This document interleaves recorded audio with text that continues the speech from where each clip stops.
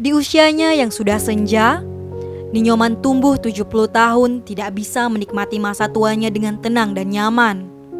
Pasalnya, dia hidup sebatang kara di rumahnya di Banjar Saraseda, Kecamatan Tampak Siring, Gianyar.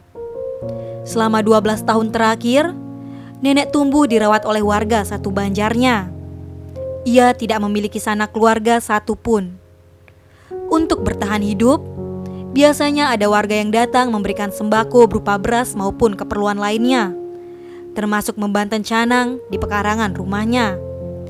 Nenek tumbuh mengaku setiap hari selalu sedih karena merasa kesepian dan harus tinggal sendirian, apalagi di malam hari.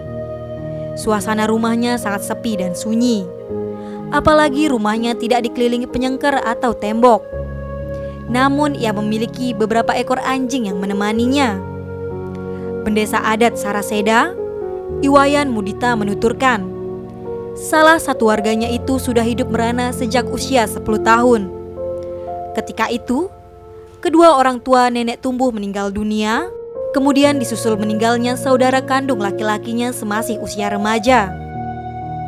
Keterbatasan ekonomi yang dialami nenek tumbuh membuat dia tak pernah berkesempatan mengenyam pendidikan. Ia pun harus bekerja untuk memenuhi kebutuhan sehari-hari. Ia bekerja serabutan, misalnya ngedik padi. Namun seiring berjalannya waktu, tenaganya tidak lagi kuat untuk bekerja. Sekitar 5 tahun yang lalu, dia mengalami kecelakaan dan kemungkinan kakinya patah. Jadi sejak saat itu dia tidak bisa banyak beraktivitas. Sejak 12 tahun terakhir nenek tumbuh dirawat oleh warga di Banjar Saraseda sesuai kesepakatan warga setempat. Pihak desa juga memprioritaskan bantuan dari pemerintah untuk nenek tumbuh, di antaranya BLT dan bedah rumah dari Polres Gianyar.